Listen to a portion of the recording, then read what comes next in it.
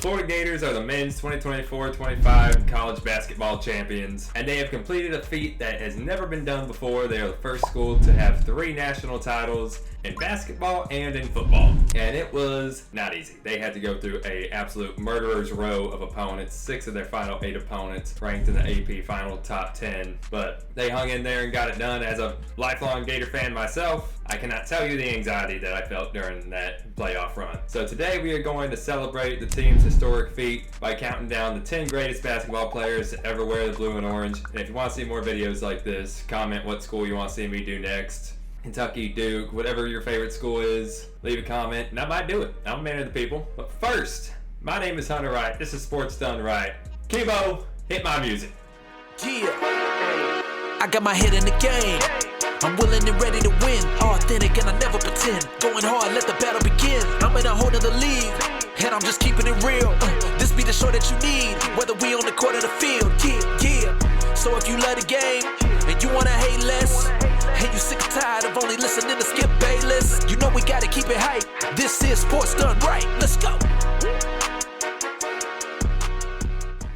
The 10th greatest Gator of all time, Andy Owens. Now, while the Florida Gators established themselves as a blue blood of college basketball in the 21st century, the 20th century was not as kind to the Gators. Owens joined the university during a downtick in success on the hardwood. The high school All-American only saw 1 winning season during his time with the program. But despite the lack of team success, Owens was a force in the paint, on the boards, and scoring.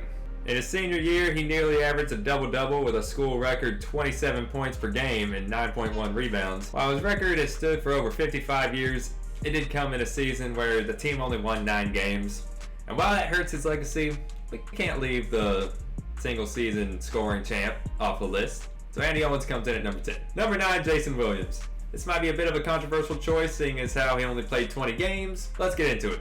The Marshall transfer, yes, he only played 20 games, but when he was on the court, he was absolutely mesmerizing. His globetrotter-esque passing and ball handling lent itself to over 6 assists per game. He was an excellent outside scorer. He loved to empty the clip, launching nearly 7 three-point attempts per game at 40.3%. He averaged over 17 points per game and contributed on defense with over 2.5 steals. Williams would have been a Gator great, but he got suspended for cannabis use, and the team struggled in his absence. They failed to make the tournament as they dropped 6 of their final 7 games that season. Williams wouldn't return as a senior, which is a shame because fans can't help but wonder how good the 22-9 team could have been if Williams was knocking down threes with Dupay and Miller. The number 8 Florida Gator of all time, Corey Brewer. Honestly, it stings a little to put Brewer this low on the list, but let's talk about it. Brewer started 30 games as a freshman on a team that sent 8 players to the NBA. I don't think you heard me right. They sent 8 players to the NBA. That is over half the roster. Brewer was a key piece to Billy Donovan's legendary mid-2000s teams. He was named the SEC All-Freshman Team. Then in his sophomore year, he won SEC Defensive Player of the Year. The Gators dominated the 05-06 tournament and were crowned national champions. Brewer was brewing in the 06-07 season. He got better every single year, improving from 49 to 61 to 69 steals as a junior. That is the second most in school history, and 13.2 points per game on top of it. Being named All-SEC back-to-back national titles. Being named All-SEC, he led the defending champs in scoring in 3 of the 6 tournament games, and the Gators won back-to-back national titles. Brewer was named the most outstanding player. He would go on to be drafted 7th overall in the NBA draft the following year. He comes in at number 8 on this list, but probably comes in at number 3 in most fans' hearts. Who's 1 and 2? Oh, we'll get into that. Number 7, Bradley Beal. Yes, the one and done phenom. I'm putting him at number 7 over Corey Brewer. While Brewer did more for the school in a vacuum, Beal was a better player. I'll die on that hill. You're not going to convince me that Brewer was a better player than Beal. The Gators of the early 2010s fielded some impressive units, but how deadly could those teams have been if Beal had stuck around longer than just his freshman season? I lose sleep thinking about that. There wasn't much Beal couldn't do. He was a skilled two-way player. He could score. He could also defend. He was tenacious. As a 6'3 guard, he led the team in rebounds. Beal would finish in the top 10 in the conference in points, rebounds, and steals, and ranked 14th in assists and blocks. After dominating the opposition through 3 rounds, the Gators would be bounced from the tournament by Louisville. Beal would declare for the NBA draft, where he would be taken 3rd overall by Washington. He has been a 3-time All-Star and averaged over 30 points per game twice in his NBA career. Number 6, Nick Calathes. An instant starter when he arrived in Gainesville, Calathes could be described in one word: playmaker. Versatile guard, stood 6'6". He was a threat in every facet of the game. He could score, he could pass, he could rack up steals. He only played 2 seasons, but he led the team in assists each year. In the 08-09 season, he was the only player in the nation to average over 15 points, 5 rebounds, and 6 assists per game. He is the school's single-season assist leader, ranking first and second, and he's tied with Brewer for the most assists in a game with 13. He has the 8th most points in a single game in school history, and he was named SEC All-Freshman and All-SEC in his career. Number 5, Neal Walk. And yes, the 60s count. I don't want to hear it. I don't want to hear anybody saying anybody that played before I was born doesn't count. I said the best players in school history. I meant the best players in school history. We are not going to overlook Neal Walk. As a sophomore, the 6'10" center combined with the 6'9" senior, Gary Keller, to give Florida nearly 26 points and 20 rebounds per game. The two towering stars led UF to 21 wins, the most in school history at the time, and as a junior, Walk averaged 26.5 points and a D1 high 19.8 rebounds per game. Walk was a 2-time All-SEC selection, was UF's first ever All-American, and is the only basketball player to have his jersey retired by the school. Walk is Florida's single-season rebound leader, single-season free throw leader, career rebound leader, career points and rebounds per game record holder. He may not have ever made it to the big dance, but his name is all over the record books. It cannot be ignored. He would go on to be drafted 2nd overall in the 1969 NBA draft, behind Kareem Abdul-Jabbar. Number 4, Al Horford. Another member of the legendary 04 recruiting class, Al Horford was the big man of the back-to-back championship squad.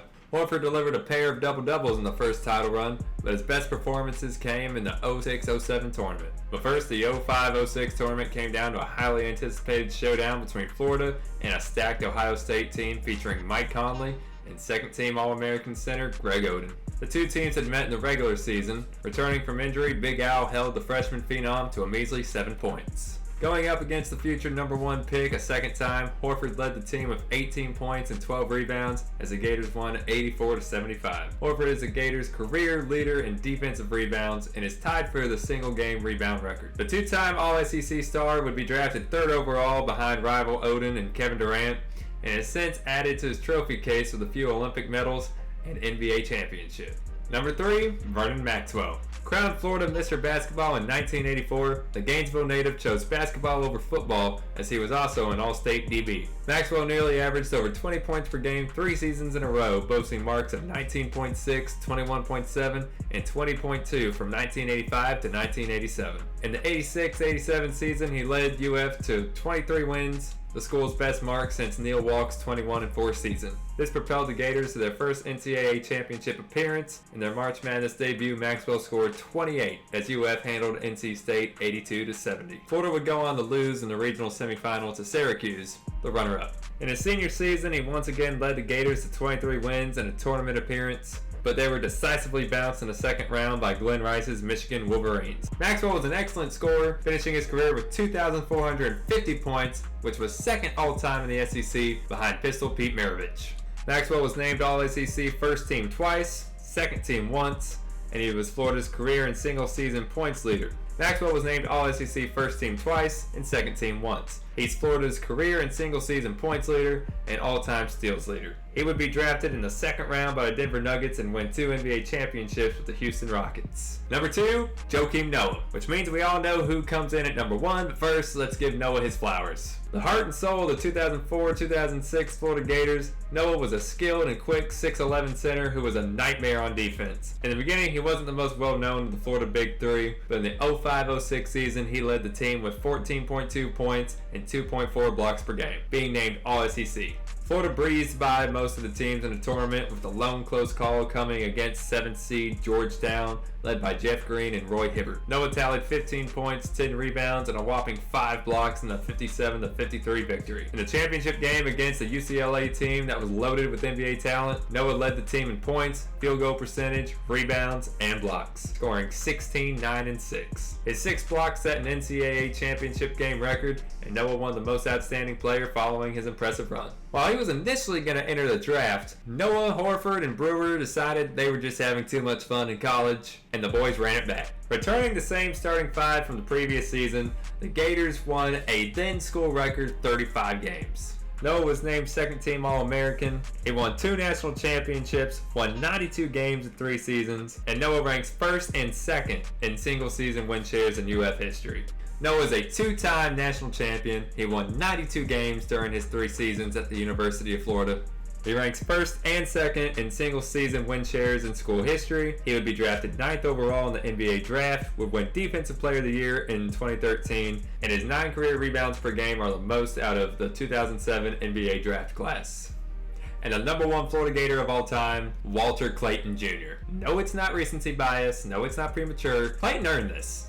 Let's be real, he earned it with that tournament run. That was insane. Gator boys stay hot. And if you watch that tournament, you know that Florida games were appointment television. It's crazy to think that Clayton even found himself in a basketball jersey at the University of Florida to begin with. He was recruited by the school to play football because he was a 4-star quarterback prospect coming out of high school. He was a 0-star basketball recruit, but he wanted to play basketball. So he went to Iona and then transferred to the University of Florida. His 117 3-pointers were just one shy of tying Michael Frazier for the school single season record.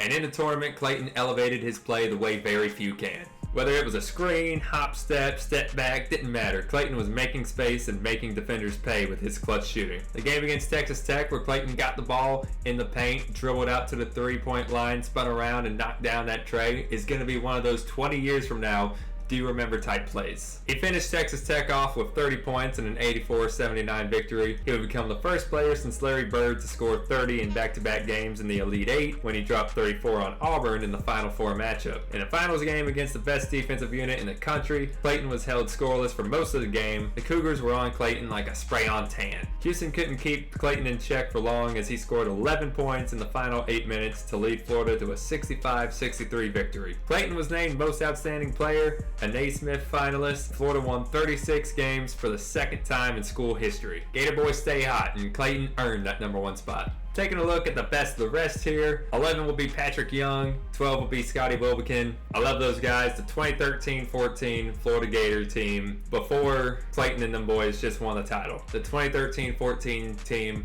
was my favorite basketball team ever of all time, and Patrick Young and Scotty Wilbekin were the leaders of that team. Number 13 would be Adonis Haslam. Haslam was on the ground floor of the Billy Donovan era, played in 130 games, started in 125, and averaged over 10 points per game every season of his career. Number 14 will be Mike Miller. As a sophomore, Miller led UF to a 29-8 record, averaging 14.1 points per game. In the first round of the tournament, Miller dropped 16 points on Butler, including the 8-foot buzzer beater to win 69-68. 15 will be Ronnie Williams. Williams averaged 21.3 points per game as a sophomore and 19 on his career. So that's it. Thank you for watching. If you're a Florida fan like me, I'm sure you enjoyed it, and I'm sure that you probably think Joakim Noah should have been number 1, and you want to put me on blast for it. So go ahead, sound off in the comments. I want to hear y'all's opinion. I want to hear y'all's feedback. Like the video, subscribe to the channel for more, and I'll see you in the next one.